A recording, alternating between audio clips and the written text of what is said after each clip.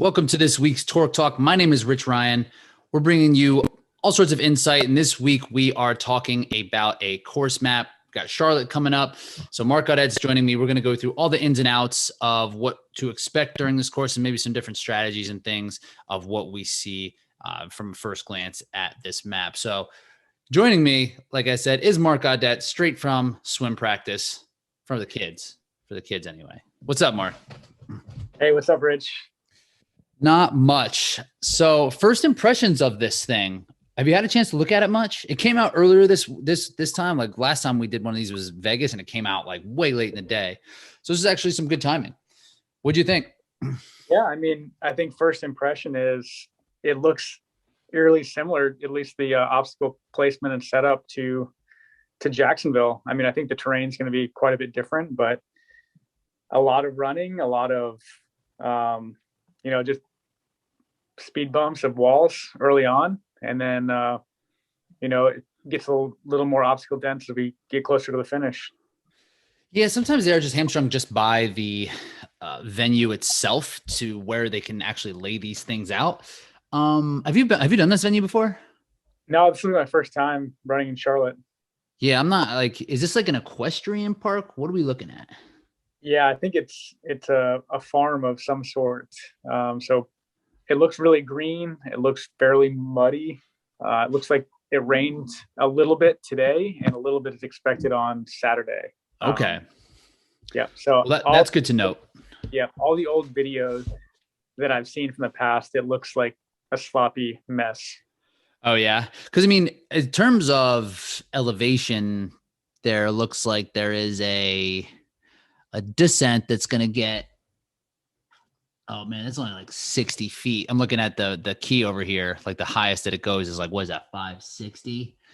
And yep. The lowest is 500. So like really there isn't too much climbing or up and down. Like looking at the elevation map, it looks like it's a pretty sharp, steep down, but it's only going to be like 60 feet. So it's not going to be anything crazy. So you may be able to pick up and roll a little bit.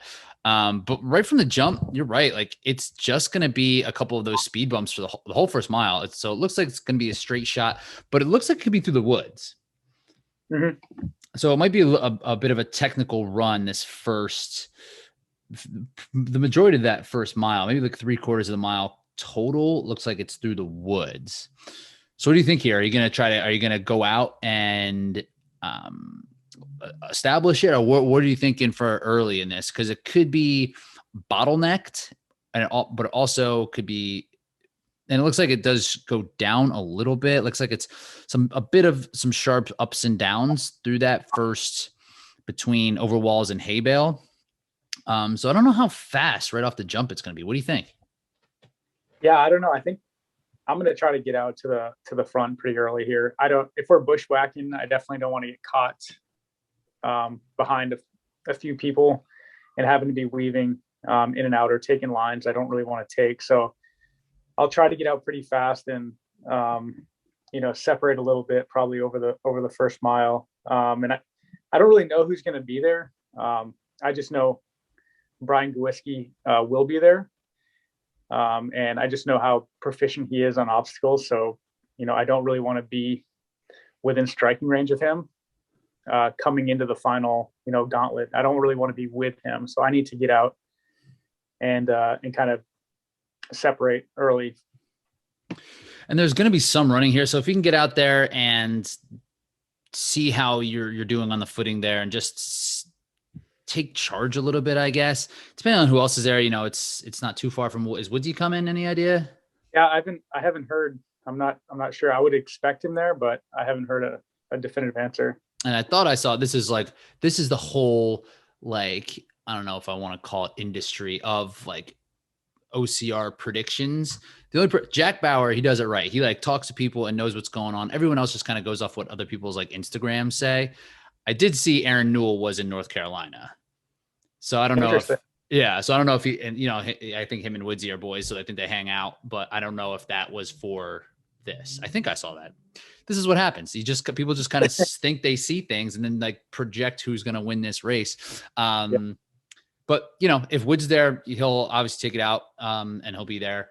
but I think you're right. I think like it's like almost 3/4 of a mile. It looks like of not much else but running through those woods. Yep. So then when we come at the first mile, it's right by a 6-foot wall. Inverted wall is right after. And that's when you get a bit of a sharp downhill. Like the main downhill here with that like 60 feet downhill that we were talking about. Looks like it's going to be right after the inverted walls. And it looks like you dip back down in some woods there. And then like a really sharp climb coming back up. But again, only going to be 50 feet of something that looks really steep. Again, does this look like anything you need to pay attention to, or is just it's going to be like, see where the race is at? And like, there's going to be a downhill and then an uphill with a, looks like Atlas is, or no, the hurdles are going to be right there. There's really no obstacles in these first 5 or 6. It is just straight up speed bumps. Right. Yep. Yeah. I don't think it's, like you said, with only being 50 feet of change, I don't think there's any thing to really overthink here. I think it's just, get out pretty quick. We'll probably be generally the same, going down and up there. And then it's just a matter of probably accelerating coming out of that climb. So this looks really wooded from 4 to 5. So inverted wall to hurdles. It looks like it's going to be all woods in here. And this is like the part that goes down and then right back up. From a racing perspective, are you just going to like hang on here, or because again, there is some running, and by this point you're going to be like halfway done. What do you think about this spot? Yeah, I don't know. I see it as another opportunity to probably separate from, the field, and using running as a strength of mine. I think so too. Yeah. I think this might be the last chance. It's so short for like to actually have any type of uninterrupted running. And who knows what that terrain is going to be like, expecting it to be muddy, expecting it to be looks like probably some roots and stuff. And some ups and downs. But yeah, that looks like it's going to be like the last real spot like that. So most of the running is going to be done at 1.5 miles. It kind of looks like, because then when we come out of those woods, it's hurdles and then Atlas and a rope climb, plate drag, multi-rig, all kind of stuffed in like the last like half mile, quarter mile. Yep. Huh. Anything on those that stick out? I mean, the multi-rig is just going to be rings. They should probably change the name of a multi-rig. Shouldn't it be like multiple stuff if it's just, or is it multiple rings? You think is what the name is for? Yeah, I would agree there. Yeah, it looks like there's some pretty grip intensive stuff with the, plate drag, multi-rig, helix, not so much, and then into the Hercoist. I mean, I don't think it's, but there's really not a whole lot of failable obstacles here, outside the spear throw. And then, the Z-walls can always be tricky depending on the conditions. So coming through this, are you going to think about how to go through multi-rig? Are you going to try anything different on here, or you just kind of get through how you can get through it? In Jacksonville, didn't you go like straight arms, like all the way through, or like swinging, or how'd you get through it that time?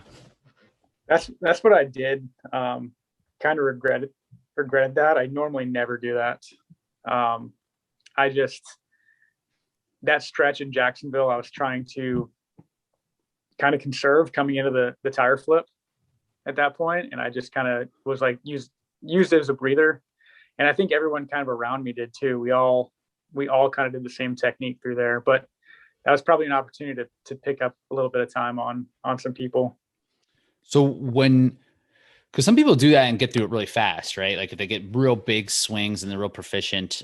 So you think to go fast, would you go bent arms and kind of match? Yeah, I'd match my hands. I think that's what I plan to do tomorrow, unless it's, I mean, even in wet conditions, that's generally what I do. That's probably what I'll do just to get through it faster.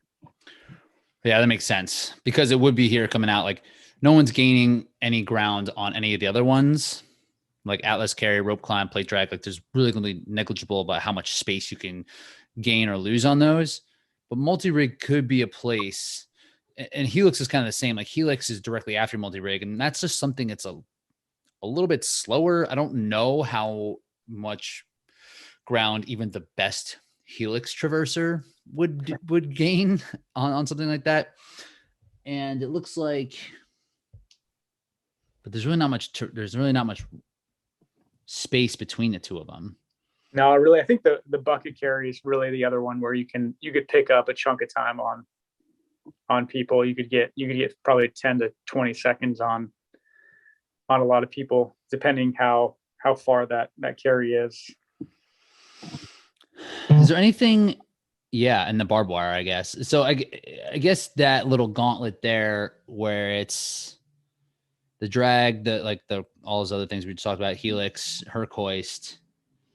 Is there anything in those or a different way to do those that would? Can you foresee that hurting your bucket carry or your barbed wire crawl in any way? Is there a way to avoid that, you think, or is it just like doesn't matter? No, I don't think it matters too much. Yeah.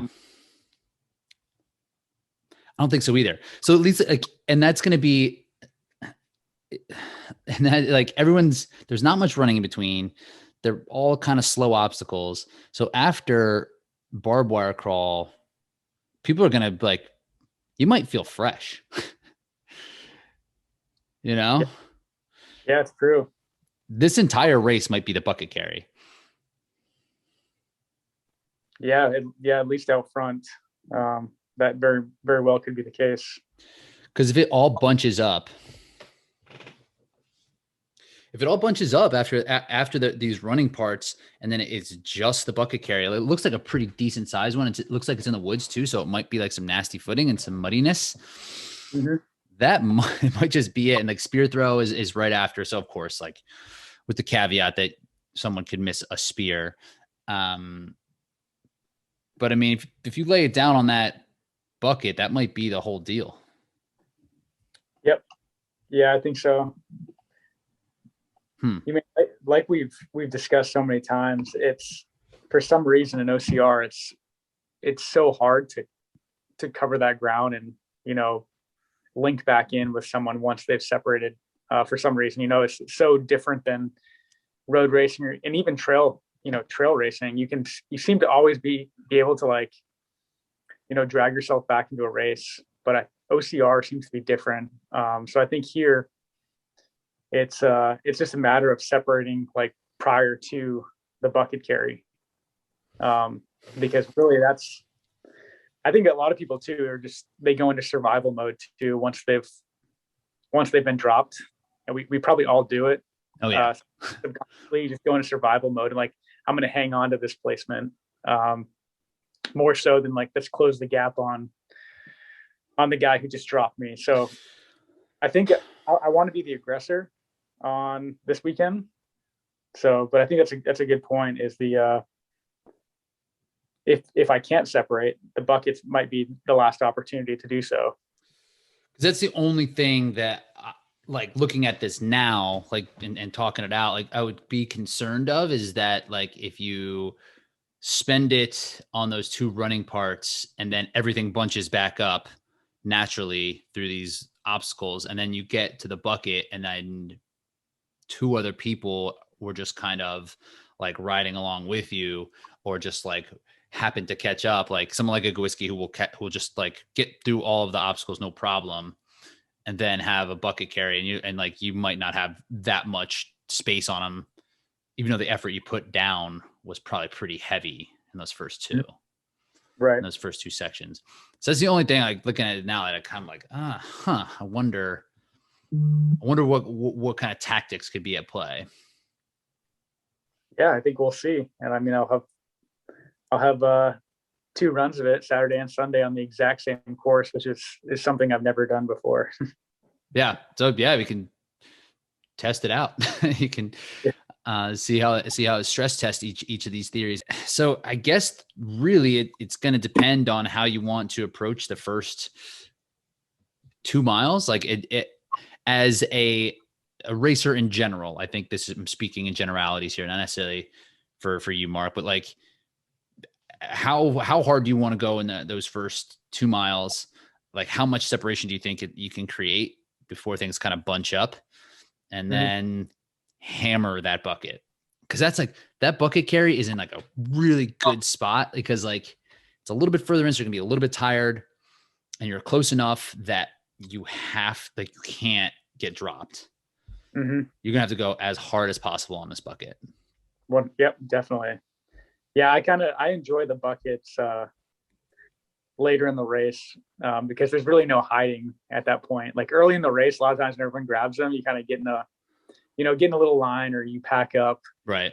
Everyone kind of just like, maintains the same pace, and you're content with that. You're like, okay, I'll just, stay with so-and-so through here. And then, but late in the race, there's like, you can't do that. You're on your own, and it's either stick or get dropped.